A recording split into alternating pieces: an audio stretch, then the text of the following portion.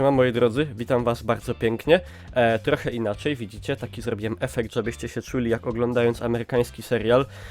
Przebudowałem troszkę tutaj swoje stanowisko, także napiszcie mi w komentarzach, jak wam się to widzi. Jak wam się widzi taka koncepcja, że tak tu, no tu czasami jest trochę prześwietlone, bo niestety nie umiem sobie dać rady z tym światłem, ono jest takie nieprzewidywalne, raz mocniej, raz słabiej świeci, ale myślę, że wygląda to całkiem spoko. W każdym razie dajcie znać, jak wam się to widzi.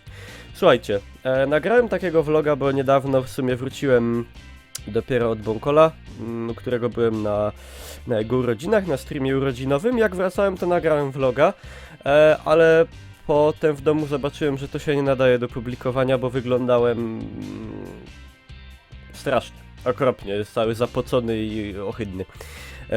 Także teraz robię tego vloga i słuchajcie, o czym chciałem pogadać. To znowu Pokemony będą, jeżeli ktoś na wieści o Pokemonach dostaje białej gorączki, to niech od razu wyjdzie, bo jakoś zauważyłem, że Pokemony u mnie na kanale są odbierane czasami jakoś wręcz toksycznie, negatywnie. Nie wiem w sumie z czego się to bierze, także zachęcam po prostu was, jeżeli tematyka was nie interesuje, to nie oglądać, chociaż nie będzie o Pokemonach tylko.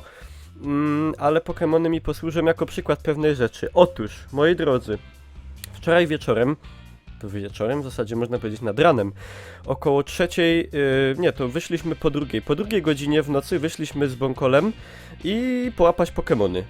No, gdzieś tak mniej więcej godzinę nam to zajęło, łaziliśmy po mieście, gdzie Bonkol mieszka, po Radzionkowie i łapaliśmy Pokemony. I tam jest niewiele gymów i była taka sytuacja, że dwa gymy są od siebie mniej więcej w takiej odległości, że żeby dojść od jednego do drugiego to trzeba przejść, nie wiem, no idzie się może mniej więcej 5 minut.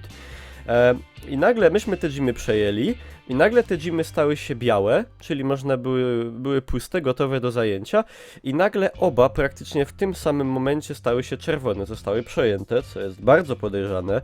Oprócz już tego, nawet nie zważając na fakt, że my byliśmy chyba jedynymi ludźmi, którzy wtedy w ogóle łazili o tej porze po mieście, co nikogo nie dziwi, bo porządni ludzie wtedy śpią. No to moi drodzy, szybko tam się udaliśmy i co się okazuje, oczywiście nikogo nie było. Był to kolejny przykład gry na fake GPS-ie. Tych ludzi, którzy tak grają w ten sposób jest bardzo dużo i zauważam to u mnie w mieście, wczoraj udało się to zaobserwować, w zasadzie już dzisiaj, w mieście u Bonkola. I moi drodzy, no nie wiem co powiedzieć.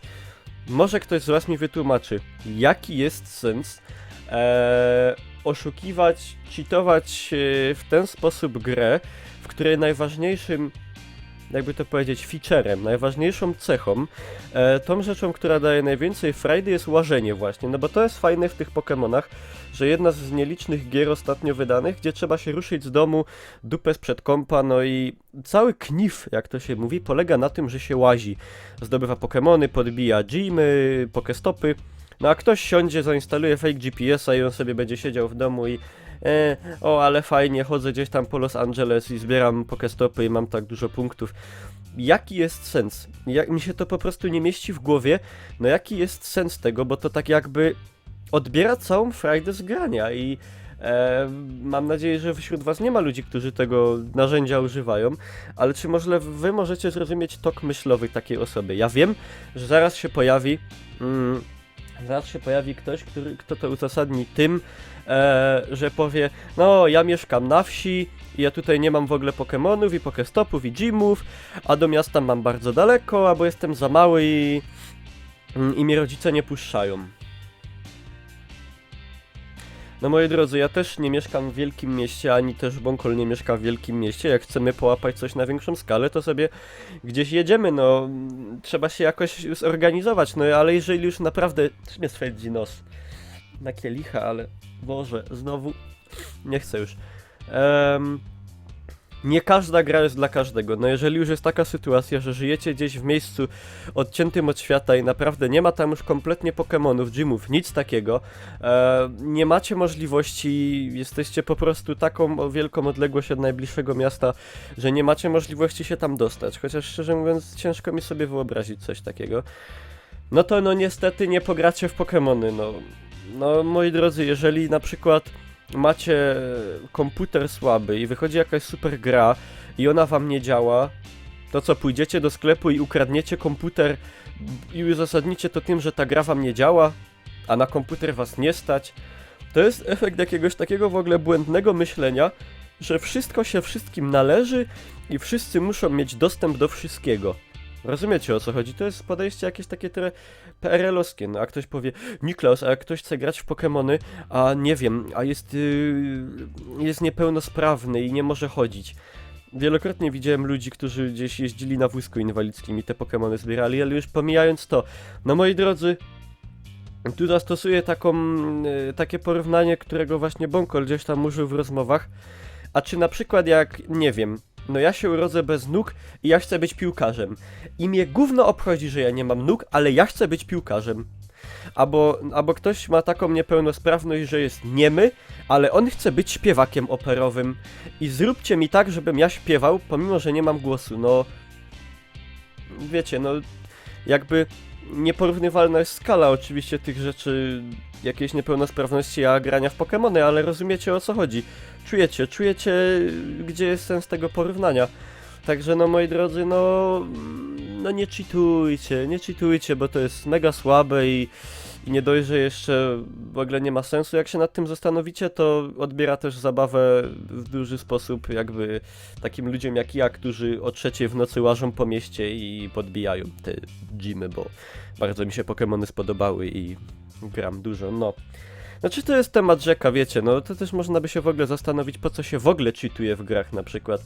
No jeżeli zabawa z gry płynie przez to, że gramy i odblokowujemy jakiś tam poziom dany, zdobywamy gdzieś tam expa, przez robienie jakichś misji, czy zabijanie gdzieś przeciwników, jeśli chodzi o gry strzelanki, wiecie, i levelujemy i odblokowujemy nowe przedmioty, no i ktoś cheatuje i ma to od razu, no na tacy podane, no to...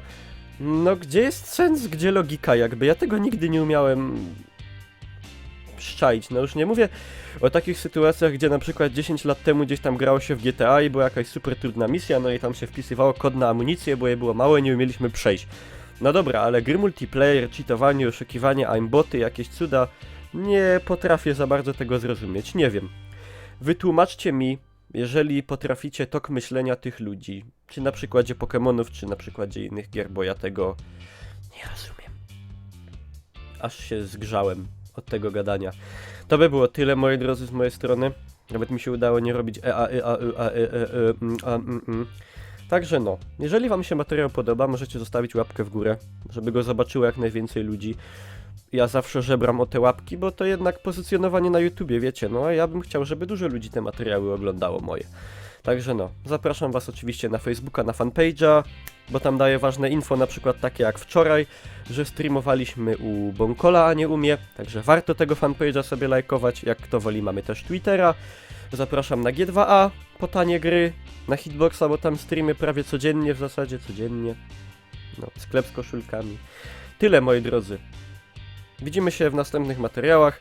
Dawajcie komentarze, jak wam się podoba ta koncepcja i w ogóle